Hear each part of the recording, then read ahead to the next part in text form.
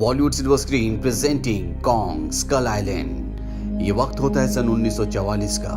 चारों तरफ युद्ध चल रहा है क्योंकि ये वर्ल्ड वॉर 2 का वक्त है और इसी वक्त में हैंक नाम के एक अमेरिकन पायलट का प्लेन क्रैश होता है। वो साउथ पैसिफिक के एक आइलैंड पर जाकर गिरता है और तभी वो देखता है कि यहाँ पर एक और प्लेन क्रैश हो रहा है जो कि जापान के एक पायलट का होता है। अब क्योंकि जापान और यूएस के बीच में युद्ध चल रहा है इसीलिए दोनों एक दूसरे से लड़ना शुरू कर देते हैं और तभी पहाड़ी की चोटी पर दो बड़े बड़े हाथ आते हैं और ये हाथ होते हैं एक जाइंट एप के। यहाँ से कहानी जाती है सीधा सन 1973 में, जहाँ पर बिल नाम के एक आदमी को दिखाया जाता है जो यूएस गवर्नमेंट ऑर्गेनाइजेशन जिसका नाम मोनार्क है उसका हेड है। वो सेनेटर के पास जाता है और उन्हें एक आइलैंड का मैप दिखाता है। बिल कहता है कि इस आइलैंड के बारे में दुनिया के किसी भी देश को नहीं पता, सिर्फ पौराणिक कथाओं में इसका जिक्र है। इस आइलैंड को स्कल आइलैंड कहा जाता है। कहा जाता है कि ईश्वर ने इस जगह को अधूरा छोड़ दिया। यहाँ से जाने वाला शिप और प्लेन कभी किसी को दोबारा नहीं दिखता।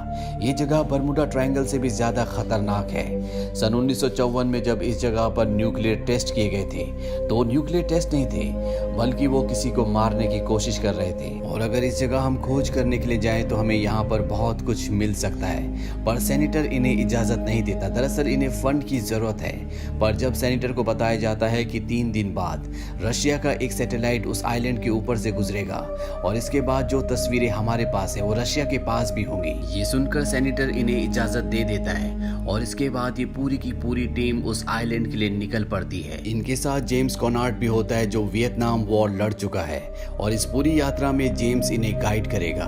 ये सब के सब पानी के एक बहुत बड़े शिप से आइलैंड के पास पहुंच जाते हैं। यहाँ से इन्हें हेलीकॉप्टर्स में आगे जाना है, पर आगे एक बहुत बड़ा तूफान होता है इसीलिए आगे कोई भी नहीं जाना चाहता। बिल कहता है कि हमें ये मौका दोबारा नहीं मिलेगा, हम सबको आगे बढ़ना चाहिए। बिल की बात सब मान जाते हैं और हेलीकॉप्टर्स में तूफान के अंदर एंटर कर जाते हैं जहां पर बहुत तेज बिजलियां चमक रही होती है। और जब ये उस तूफान को पार करते हैं तो ये स्कल आइलैंड पहुंच जाते हैं जो कि बहुत ही खूबसूरत होता है। यहाँ पहुंचने के बाद ये इस आइलैंड पर सिस्मिक बॉम्ब गिराते हैं। सिस्मिक बॉम्ब किसी को नुकसान पहुंचाने के लिए नहीं होता बल्कि इससे धरती में कंपन पैदा होती है जिससे इन्हें पता चल जाता है कि धरती के नीचे क्या है। ये अपने मॉनिटर में देखते हैं कि धरती नीचे से खोखली है, यानी कि नीचे बहुत सारा खनिज पदार्थ है। ये पूरे आइलैंड पर इसी तरह से बॉम्ब गिरा रहे होते हैं और तभी एक हेलीकॉप्टर से एक बहुत बड़ा पेड़ आकर टकराता है जिससे वो क्रैश हो जाता है। और इससे पहले कि ये कुछ समझ पाते ये देखते हैं कि इनके सामने एक बहुत बड़ा जाइंट एप खड़ा है। ये जाइंट एप इतना बड़ा होता है कि इनके हेलीकॉप्टर्स उसके सामने खिलौने जैसे लगते हैं। ये सब उस पर गोलियां चलाना शुरू कर देते हैं जिससे एप गुस्से से भर जाता है और एक एक करके लगभग इनके सभी हेलीकॉप्टर्स को पूरी तरह से तबाह कर देता है। क्रैश हुए हेलीकॉप्टर्स में जितने लोग बचते हैं वो 2 टीम्स में बच जाते हैं। एक टीम को लीड करता है जेम्स और दूसरी को बिल जिसने यहाँ आने का प्लान बनाया था। उसके साथ कर्नल भी होता है जो अपने आदमियों को खोने के बाद बहुत ज्यादा दुखी होता है और वो बिल को गन पॉइंट पर ले लेता है। वो कहता है कि मुझे इस जगह के बारे में सब कुछ सच बताओ। बिल बताता है कि आज से 30 साल पहले मैं ल्योटन नाम के एक शिप पर था जो हमेशा के लिए गायब हो गया। उसमें 1000 लोग थे। उस पूरे शिप में एक मैं ही बचा था। सबको बताया गया कि वो शिप डूब गया, लेकिन सच्चाई ये है कि हमारा शिप डूबा नहीं था बल्कि उसे एक मॉन्स्टर ने डुबाया था। मैं 30 सालों तक लोगों को ये बताता रहा लेकिन कभी किसी ने मेरी बात पर विश्वास नहीं किया। इस दुनिया में मॉन्स्टर होते हैं, हमसे पहले उन्हीं का इस धरती पर राज था और आज नहीं तो कल वो हम तक पहुंच जाएंगे और हम सबको जमीन के नीचे दफन करके एक बार फिर से इस पूरी धरती पर कब्जा कर लेंगे। मैं चाहता हूँ कि तुम हमें यहाँ से पूरे सबूत के साथ सुरक्षित वापस ले जाओ ताकि हम वो सारे सबूत मिलिट्री को दिखा सकें और वापस आकर इन सब मॉन्स्टर को हमेशा के लिए खत्म कर दें। वहीं दूसरी तरफ जेम्स और उसके साथियों को दिखाया जाता है। जेम्स सबको कहता है कि हमें नदी के सहारे समंदर तक पहुंचना होगा, वहां पर हमारा शिप 3 दिनों तक रहेगा। हम किसी तरह से सिग्नल भेजेंगे ताकि वो हमें यहाँ से सुरक्षित निकाल लें। और जब ये नदी के पास पहुंचते हैं तो पानी से एक बहुत बड़ा ईवी बाहर निकलता है जिसे देखकर सब के सब हैरान हो जाते हैं। जेम्स कहता है कोई गोली नहीं चलाएगा और जब ये गोली नहीं चलाते तो ईवी इन्हें बिना कुछ कहे लौट जाता है। अभी आगे पहुंचते हैं जहां पर कुछ खंडर होते हैं और अगले पल बहुत सारे आदिवासी इन्हें चारों तरफ से घेर लेते हैं। ये भी उन पर गन तान देते हैं, पर इससे पहले कि ये समझ पाते कि इन्हें क्या करना है, यहाँ पर हैंक आ जाता है। हैंक वही यूएस सोल्जर है जिसका प्लेन आज से 28 साल 11 महीने पहले जब वर्ल्ड वॉर 2 चल रहा था इस आइलैंड पर क्रैश हुआ था। वो इन्हें समझाता है कि कबीले वाले इन्हें कुछ नहीं कहेंगे और इसके बाद हैंक इन्हें कबीले वालों के गांव ले जाता है जहां पर एक बहुत पुराना शिप भी होता है। हैंक कहता है कि मेरे आने से 10 साल पहले ये शिप यहाँ पर आया था और जब इस शिप के अंदर जाते हैं तो ये देखते हैं कि जाइंट एप जिसने इनके ऊपर हमला किया था उसकी बहुत सारी तस्वीरें हैं और यहाँ के लोग उसकी पूजा करते हैं। इस आइलैंड पर जितने भी लोग होते हैं वो पूरी तरह से खामोश होते हैं। इन सब का हमेशा के लिए मौन व्रत होता है। यहाँ पर हैंक सबको एप के बारे में बताता है कि जिस एप ने तुम्हारे ऊपर हमला किया था उसका नाम कॉन्ग है, वो यहाँ का राजा है, वो यहाँ पर सबकी सुरक्षा करता है। जब मेरा प्लेन यहाँ पर क्रैश हुआ था तो एक जैपनीज प्लेन भी क्रैश हुआ था और उसका पायलट मेरा दोस्त बन गया था। लेकिन धरती के नीचे कुछ ऐसे जीव हैं जो छिपकलियों की तरह दिखते हैं, उन्हें मैं स्कल क्रॉलर कहता हूँ। वो मेरे जैपनीज दोस्त को खा गए। उन सभी छिपकलियों में एक छिपकली इतनी बड़ी है जो कॉन्ग के पूरे परिवार को, पूरी जाति को खा गई और अब कॉन्ग अपनी जाति का आखिरी बचा हुआ है जो अब भी बढ़ रहा है। कहा जाता है कि अगर कॉन्ग खत्म हो गया तो विशाल स्कल क्रॉलर बाहर आ जाएगी और यहाँ इस आइलैंड पर हर एक चीज को खत्म कर देगी। ये हैंक से पूछते हैं कि कॉन्ग ने हमारे ऊपर हमला क्यों किया। हैंक इन्हें बताता है कि ये आइलैंड कॉन्ग का घर है, अगर तुम किसी के घर पर बॉम्ब ब्लास्ट करोगे तो वो तुमसे इसी तरह से पेश आएगा। साथ ही जब तुमने बॉम्ब गिराए थे तो नीचे से स्कल क्रॉलर ऊपर आ गए थे जिन सबको कॉन्ग ने खत्म कर दिया, नहीं तो तुम में से कोई भी नहीं बच पाता। ये हैंक को बताते हैं कि 3 दिनों में हमें आइलैंड के दूसरे छोर तक पहुंचना है जहां पर समंदर में हमारा शिप हमारा इंतजार कर रहा है। हैंक इन्हें कहता है कि तुम वहां 30 दिनों में भी नहीं पहुंच सकते, लेकिन मेरे पास एक बोट है जिससे हम 3 दिनों में उस जगह पहुंच सकते हैं, पर पहले हमें उसे रिपेयर करना होगा। वहीं दूसरी तरफ दिखाया जाता है जहां पर पैकर्ड बिल और उसके लोग जंगल से आगे बढ़ रहे हैं। तभी उनके ऊपर एक बहुत बड़ी मकड़ी हमला कर देती है।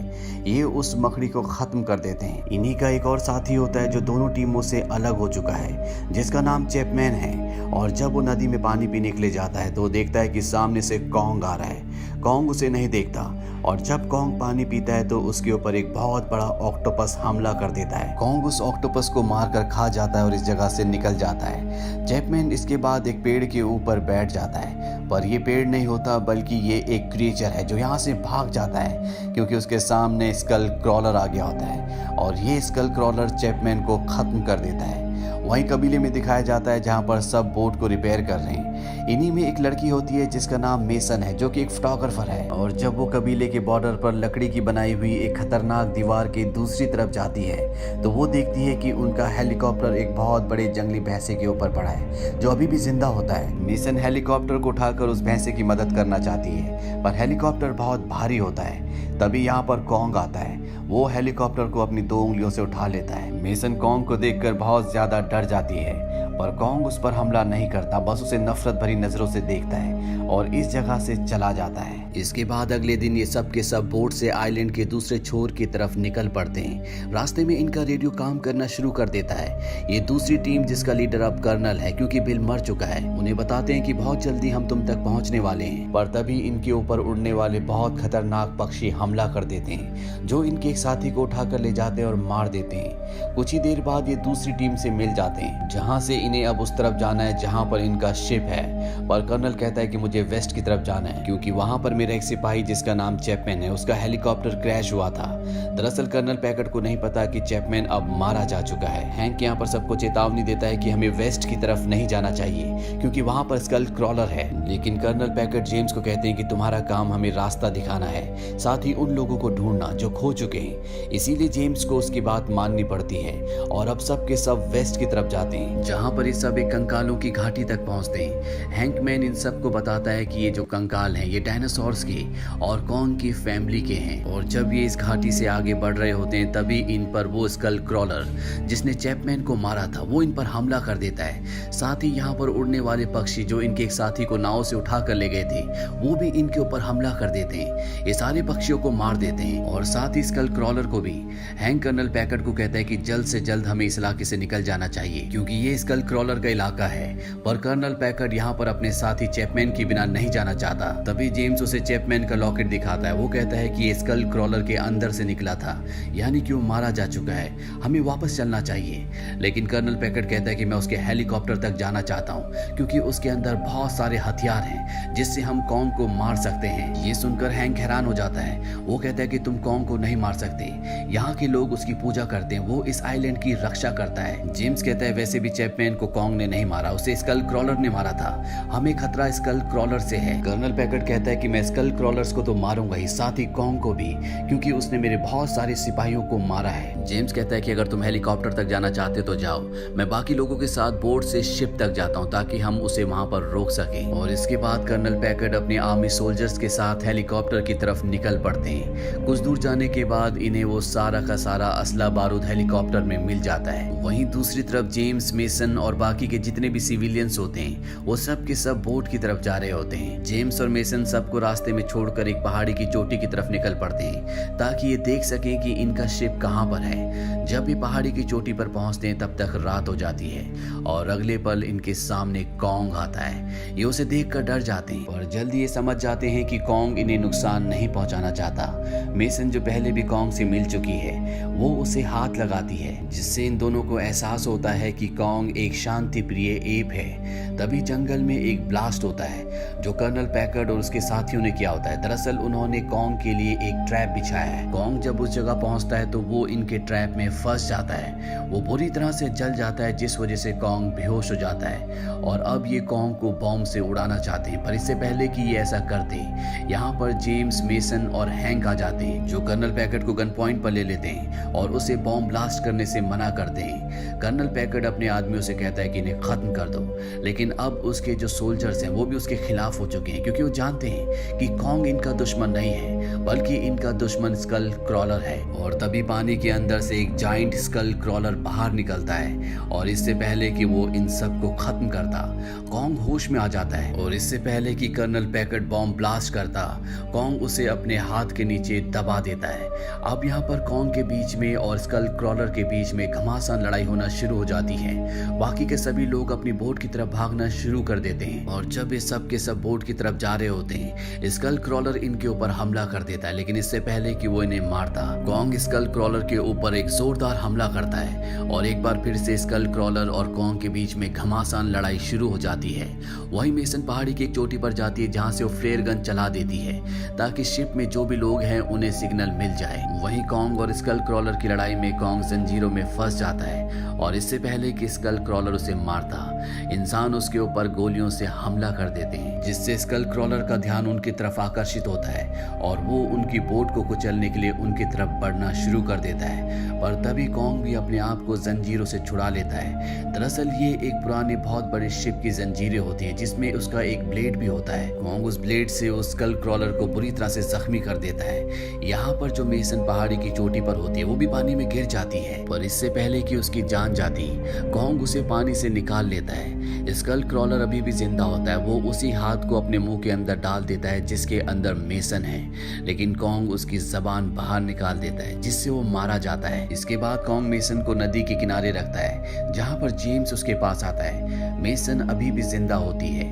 और ये दोनों कॉन्ग को जाते हुए देखते हैं और इसके बाद ये सब भी अपने घर यूएस वापस लौट आते हैं, जहां पर हैंक को दिखाया जाता है जो सन 1944 में युद्ध के लिए गया था। आज 30 सालों बाद वो अपने घर आया है, जहां पर वो अपने बेटे जो कि अब 30 साल का हो चुका है उससे और अपनी पत्नी से मिलकर बहुत खुश होता है। पोस्ट क्रेडिट सीन में हमें दिखाया जाता है कि जेम्स और मेसन को अपने सीक्रेट ऑफिस में रोक रखा होता है और तभी यहाँ पर ब्रूक और सेनली आते हैं जो कि इन दोनों के साथ आइलैंड पर थे और वो इन्हें बताते हैं कि कॉन्ग ही अकेला किंग नहीं है बल्कि यहाँ पर कुछ और भी हैं। ये इन्हें गॉडजिला और गिधोरा की लड़ाई की पेंटिंग्स दिखाते हैं जो आपस में लड़ रहे होते हैं। मोनार्क ऑर्गेनाइजेशन का यही काम है कि वो ऐसे जीवों को जो धरती पर इंसानों के लिए खतरा है उन्हें किसी भी तरह से इंसानों से दूर रखना या खत्म करना।